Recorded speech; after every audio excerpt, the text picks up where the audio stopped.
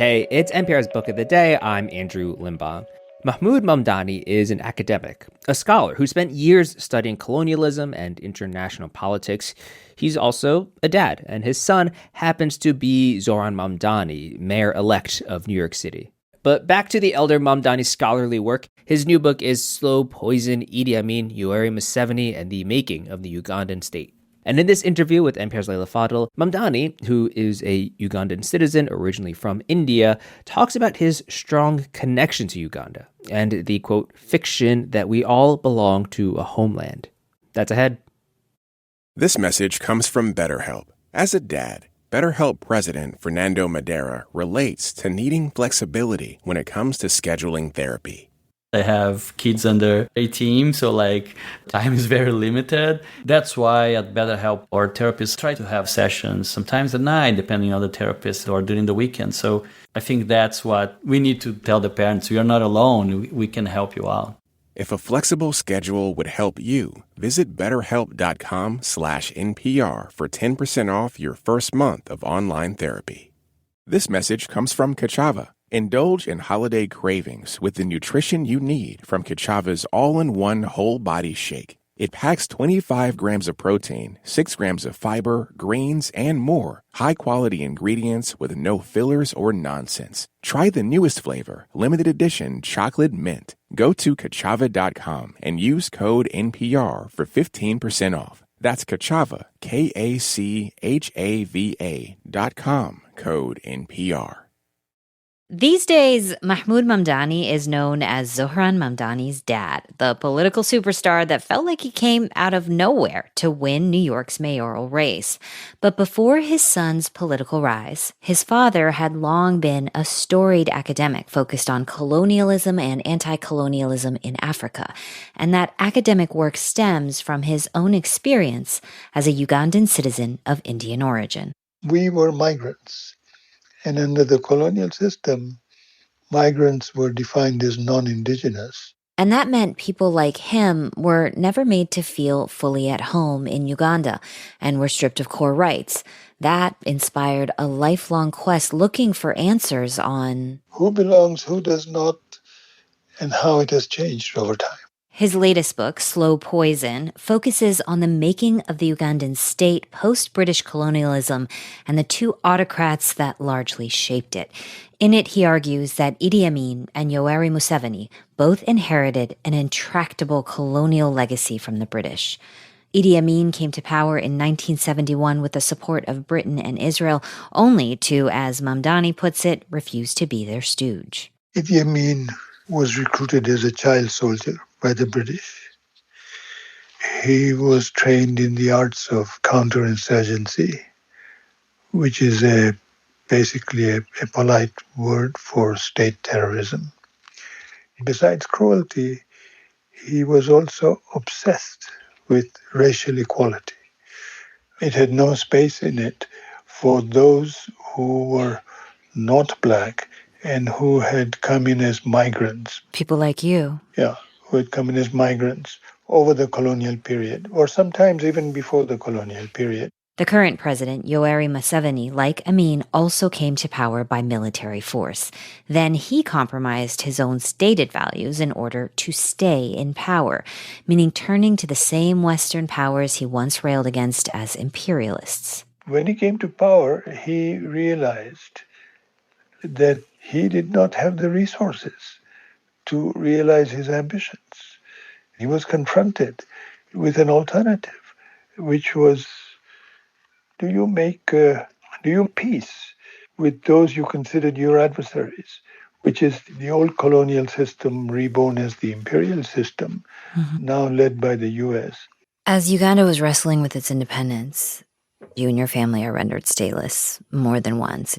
But you were always drawn back to Kampala when you could access it, or worked in exile on Uganda.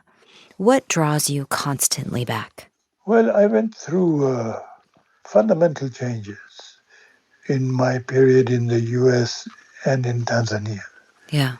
Because of the civil rights movement in the U.S., then the movement against the war in Vietnam, Because I had grown up in a situation in Kampala, I was the product of a highly racialized society. And I have no doubt that my orientation was affected. And so I asked myself in the book, how did I change? How did I come to believe the struggle for freedom? So those are also some of the questions which drive my quest for self-knowledge. You write the challenge when it comes to political belonging and the building of a state. The challenge is how to reconcile cultural identity with political belonging and a common past with a shared future. Can you explain that line to me?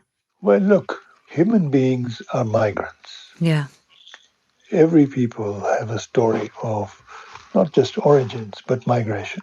Since the modern colonial system, we have been made to believe that each of us has a homeland and that we have been a product of that homeland.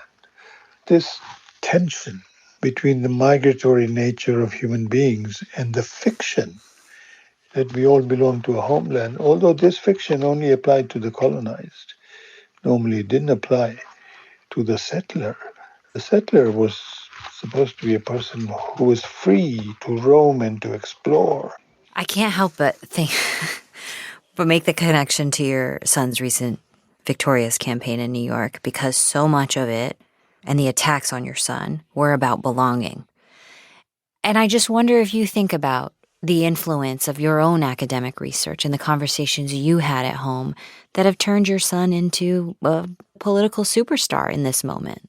I mean, look, these conversations were conversations that were there when he was 7, 8, 9 in Cape Town.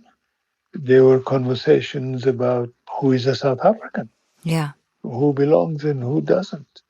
It is the precursor to what Zohran was saying in New York. New York belongs to all who live in it. It wasn't just a question limited to us as migrants from South Asia, but it was a broadly African question and it was a broadly global question. Your book is coming out just at the time your son is about to become the mayor of the biggest city in this country.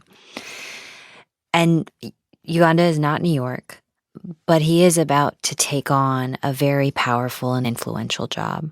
Have you given him any advice as he will be asked to make compromises and have to figure out how to govern? Well, first of all, I wouldn't make the mistake of giving him advice. And of course, he's my son, which means to me now Yeah. that I'm there should he need advice. There are some issues on which he has refused to compromise.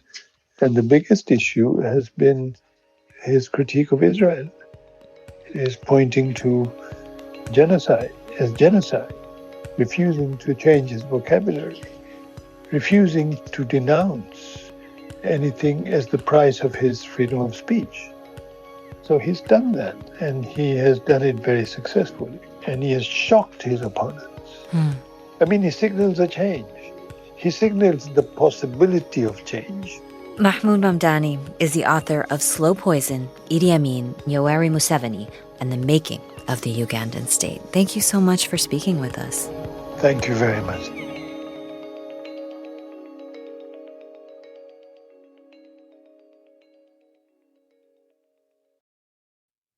This message comes from Jerry. Are you tired of your car insurance rate going up, even with a clean driving record?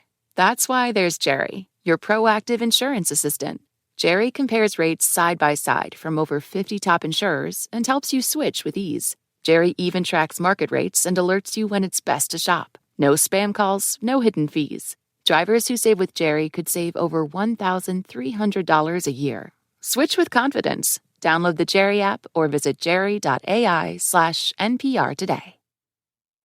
Support for NPR and the following message come from Warby Parker, the one-stop shop for all your vision needs. They offer expertly crafted prescription eyewear, plus contacts, eye exams, and more. For everything you need to see, visit your nearest Warby Parker store or head to warbyparker.com. This message comes from Greenlight. Ready to start talking to your kids about financial literacy? Meet Greenlight, the debit card and money app that teaches kids and teens how to earn, save, spend wisely, and invest. Start your risk-free trial at greenlight.com/NPR.